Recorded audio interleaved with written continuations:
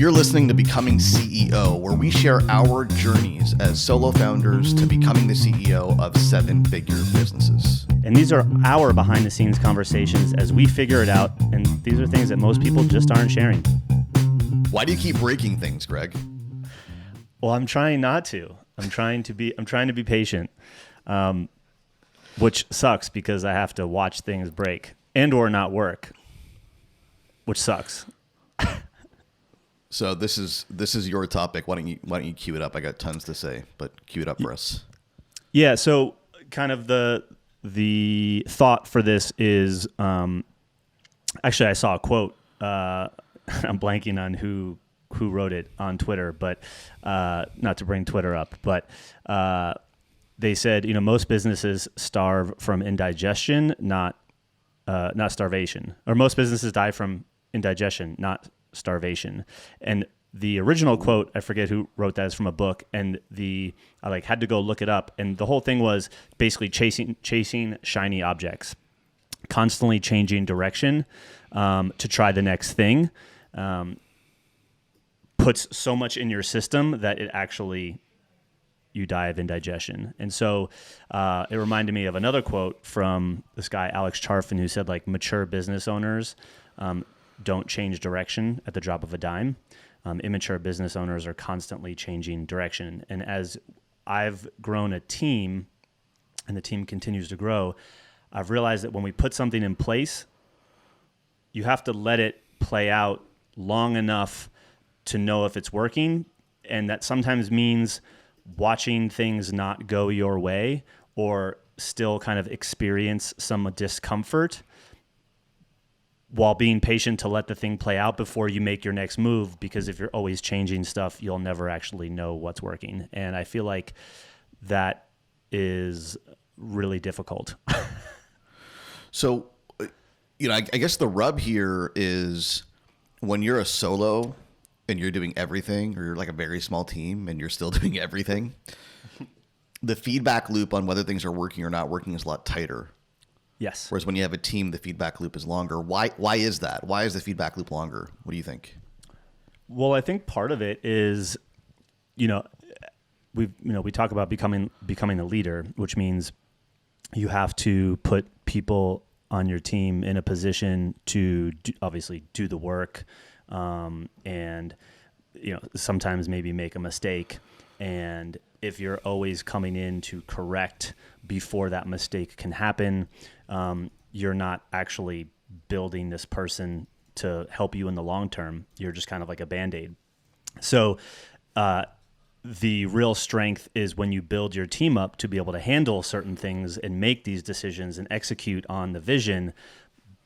So you have to let them actually do it. And sometimes that will take more time than if you were to do it yourself. And so you have to kind of be able to delay the gratification that might come from you just knocking it out real quick because you already know what you would do, you know how to do it, you've done it before. But if you truly want this person to grow and be able to remove you from that aspect of the business, which if you're trying to do that, you have to be patient and let that person go through it and be there to support them and maybe not give them all the answers, thus maybe watch them trip or watch them do it, maybe not exactly the way you were going to do it, but see if it still works because maybe they can do it better or differently and still get the same result. And I think that's where it comes from. It's you have to be able to delay that gratification.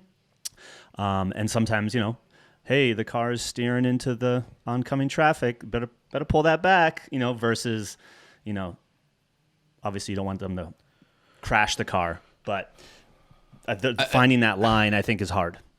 And I think what's also hard is knowing when the car is veering off the track. Because when you're in the weeds, let's take a simple example. Let's take sales as an example. Mm-hmm. When I was selling, when you were selling, and we got faced with objections, or we were getting, hit with certain obstacles on calls, and sales were stalling, or our follow-ups were dragging. We intuitively knew what was going on because we were experiencing it, and we knew what to fix. And it wasn't always a rational, I must do X, Y, and Z. We just did it instinctively, right? Yes. And then, you have a sales team now, and when they have the same issues, you're not on the calls. You're not listening. You're not there. Mm-hmm. And so you don't know what's going on apart from what they tell you. Mm-hmm.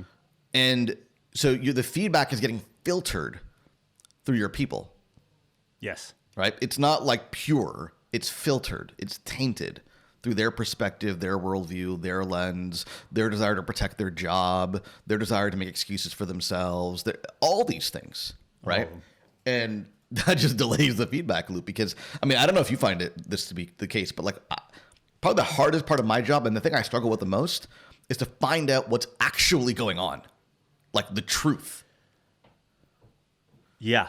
And I mean, not to point out sales specifically, but I actually think sales is even harder in that regard because you can go, and I have listened to, the call recordings of our, advisors on these calls. And, when you listen to them as a team, sometimes you can see things in the replay that in that moment you missed. Mm-hmm. And so like, it's difficult on the sales side because it's like, hey, I wouldn't have done that right there. And it's like, well, I might have in that moment possibly responded the exact same way, totally. Because, you can't be inside their head and like they don't have necessarily, they'll never have really the exact same instincts as you. And so there's kind of, hey, they were hearing one thing, you heard something different. They were in the moment when you heard it knowing the context of the deal didn't close. And so like, how does that change your interpretation of the event? And so it's, you're watching the replay. It's like, hey, next time this happens, here's how I would probably approach that. You can't go back and change that moment, nor can I necessarily say that this is how I would have responded when that prospect said X, Y, Z in this moment. So I think that one's even harder, but I think where I feel it right now is, I don't know if we talked about this specifically, but like we have kind of coming into this year had shifted some of our acquisition funnel efforts to kind of more of a group strategy that is pretty popular. And, there's a lot of moving pieces and it's like, okay, like we made this move. A lot of things have now moved to, complement this strategy. We're seeing hints of it working. It's not necessarily, we're not fully executing it perfectly yet. And, we clearly see areas where we can improve, but it's like, 2 years ago it'd been like, F this strategy, I'm out and going back to what was working. Whereas like, that's not now. I feel like I'm smart enough to know like I got to let this play out a little longer. Yes, it stinks. Yes, February, was not where we want it to be, but like I can't be looking back at February anymore. Like we got to be looking forward at March and making sure that the things that we're doing are teeing us up for a good March and a good April and, so on and so forth. And that requires some patience and letting some things play out that it's like, you already know it's uncomfortable and you're allowing it to be uncomfortable. That's like the difficult piece. We're in the exact same boat. February, we made a bunch of changes to our funnels, different changes than yours, but changes nonetheless, right? Mm-hmm. Different ads, different offers. We got really aggressive about building out our appointment setting team. And, and the funny thing is like, no matter how much we talk about this or think about it, I still in the moment think that everything's going to be immediate. my expectations are still like, oh yeah, it's going to work this month. We're going to do it this month and it's going to work this month. And in retrospect, I'm like, well, that was kind of dumb, but I still have that expectation every single month we do something. Yeah. It's funny because I now look at it as, especially in regards to this acquisition thing. And, for anyone listening, the word on the street is that a lot of people are experiencing this right now with a lot of the changes with Facebook and blah, blah, blah, blah. Like, yes, I know that there's things we could personally be doing better, but there's also clearly a lot of our peers are experiencing similar obstacles. And we know this because of the peer groups that we're in, masterminds we're in, service providers that we work with that are also behind the scenes of other clients. So it's like you see that. And it reminded me of, not to name drop, but like I was having dinner with Alex Hormozy and Layla Hormozy, and she asked a question to the table. I was like, well, what's the biggest bottleneck that you have right now that we could possibly help you with? And she was speaking to another entrepreneur at this point. And he actually talked about acquisition, ironically, and she made this comment, not word for word, but something like, that doesn't sound like a bottleneck. That just sounds like a problem, like that you're always going to have in business. And there are things that are challenges and that are problems that are always no matter what level you're at, are always going to be something that you're working on and something that you're trying to fix. But like, what is the bottleneck? Like, what is the thing that is holding you back from that level, like the next level? She's like, because I can tell you it's likely not just acquisition, like your acquisition costs. She's like, you're probably a crappy leader and you're too involved, or you now need to expand channels and you haven't, you've stayed in one, or like, you know, like there's like bigger picture things, because like, she's like, even when you're over here, you're still going to be trying to solve what you just said. That kind of went into the whole conversation of, when we get to this stage, and, you know, as we've talked about in this show, like, you know, above 1 million, you know, 3, 5, going 10, that we have to focus on patience. But it's like, in that patience, we can easily default to creating problems, or believing something is a problem so that we can go do something. And that often is actually the worst thing that you can do. And she's like, you're just looking for problems to solve, and by going to go fix things that might not need fixing yet because you haven't given anything long enough time to get, you know, to play out, you're actually just creating more problems. Like, it might have not even been a problem in the first place, but now it's going to be because you were impatient. And like, that has really resonated with me a lot, because, you know, we sit here in this moment, it's a Friday, we record on Fridays, I'm going to go mountain biking after this. There's plenty of things that I'm not satisfied with that are not working, but like, we've already put things into motion to resolve them, that me trying to do more to resolve them, like this afternoon, isn't necessarily the best use of my time. Like, we got to let that play out. Dude, that's hard, man. Like, I'm just going to call that out. Like, that's really, really, really hard. Which part? Just all being of it. able to be like, what, like you, I think you just like, you/Layla Hormozi perfectly characterized the challenge of being the CEO, being the leader, being the person at the top, because our inclination and our instinct, because probably what got us here, is to do and to fix. As a problem, I'm going to go fix it. Another problem, I'm going to go fix it. Big problem, small problem, I'm a fixer. That's what we do. That's how we got here.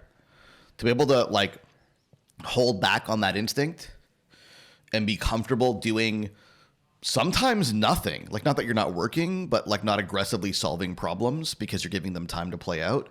And to be comfortable, like kind of like watching things play out, because the way any new campaign initiative gets going is it goes up and down and up and down and up and down and up and down. And you should be more concerned about the trend line. Is it generally going up and to the right than about every dip, right? It's like, you know, if you're buying crypto, right? Right? And you're like, you're watching every, you know, it's actually pretty good metaphor. You know, I saw somebody say on Twitter, like, any crypto that survives until 2050 is going to make you a millionaire. I believe that. Yeah. Like, zoom out 30 absolutely. years, buy anything, dude. You're going to be a millionaire in 20, 30 years, right? But if you're watching every dip in the graph and freaking out about it and then selling stuff, like, that's just a world of pain that you signed up for, and you'll be no further ahead financially. Yeah, and you know, you and I have had personal conversations on like, hey, this is the one thing, the bottleneck, whatever. And she made this comment, and this might have been at dinner or on her podcast or her YouTube channel, I forget. But she's like, you know, you need to, as the leader, the CEO, you need to determine, is this fire in your business right now, is this fire like in the living room, in the children's bedroom, or is it in the dumpster down the alley? Because if it's in the dumpster down the alley, like, let that shit burn. Like there are certain things that you have to let burn. It could be, and you've talked about this before, like, you can't solve two problems at the exact same time. Like, you kind of have to let one thing, quote unquote, be, you know, not exactly where you want it to be while you get the other one dialed. And so it's like looking at the severity of the problem too, you know, like, okay, are we all going to die if this thing keeps happening? Or is it really just something that's down the street that I can let burn and it's not really going to hurt us long term. And being able to suss that out. I'm trying to land the metaphor here, and I like it. What's an example of a fire in the dumpster down the street? Like what's a good example there? Not prepared for that one, but I mean, all right. So, like, this might not be a good comparison, but to me, maybe like lead costs, have gone up, but some other numbers are still okay. You've already put things in motion to resolve that issue, yet currently it's still burning and hurts currently, but the solution is in motion. You got to let it play out. Like, if you run down the street and start blasting it with, another solution, aka like a fire extinguisher, like you might mess something up that was already in motion, right? Like maybe you had already called the fire department and they're coming, they're going to take care of it, but they're going to be there in 20 minutes, not the 3 minutes it's going to take you to get down the alley. I got a couple of versus the one that's in the living room is like, we're going to be out of business if this continues like tomorrow. Yeah. Yeah, no, I love that metaphor. I got a couple of examples that hit home for me. So one is, I think it was a couple of days ago, I logged into Stripe and I saw that there's a chargeback, which like never happens, right? Like knock on wood. Like, I mean, I could count the number of chargebacks that we've had in our entire business on one hand, right? Yeah. It's super rare. So it's and the team's going to handle it. And quick side note, I know plenty of people that cannot say that. So just. Oh, 100%. Yeah, we know it. We know it. And so, like there's an emotional reaction that could take place there, right? What happened? How could they do this? What went wrong? Why are they unhappy? Yada, yada, yada, yada. They're gone. Okay. They're gone. Like there's no saving this client. The money in the grand scheme of things is not important. Like that emotional reaction to me is like, that's the dumpster down the street, let it go. It's Perfect not example. worth the heartache, right? Yep. Or the aggravation to try to rectify that situation. Let it go, move on, be better, right? Yeah. Another example, I think this is something I've been dealing with personally last couple of months, I'd say is, when you're dealing with something like, in our case, lead costs, right? Like a lot of things going on right now that are impacting lead costs, right? And marketing costs overall. And we're doing the things, you've got the group, I've got the funnels we're working on. Like we're doing things to mitigate and to address it. And these things take time. Okay. So my attitude has been, this has been easier said than done, right? Like I struggle with this. Instead of like throwing a million things at lead cost, which is arguably going to be detrimental because you can't do a million things at once, right? You have to put a test out into the market, observe the effects of it, like you're saying, patience, right? And then usually even takes 3 days to experience that, and then make decisions based on the data, right? So like there's a limit to how much effort we can put forth to address the lead problem, right? What I can do though is solidify and fortify my cash reserves. That's something I can do, right? I can make sure I'm well funded. I can make sure we have enough cash in the bank. I can talk to the banks and shore up lines of credit so that if the fluctuations in lead costs end up being a longer term thing, or if it takes us longer to solve the problem than I think than I thought it would, we're fortified. That's productive. Throwing more stuff at the lead problem after a certain point, not productive. Hedging and making sure your business is safe and stable while you navigate those turbulent waters, that's productive. Yeah, that's good. Good pathway right there. I got another line here I want to take us down, but I think it might be the next episode. I want to talk a little bit about self-awareness, and I'm curious what you have come to learn about yourself that has enabled you to become more patient.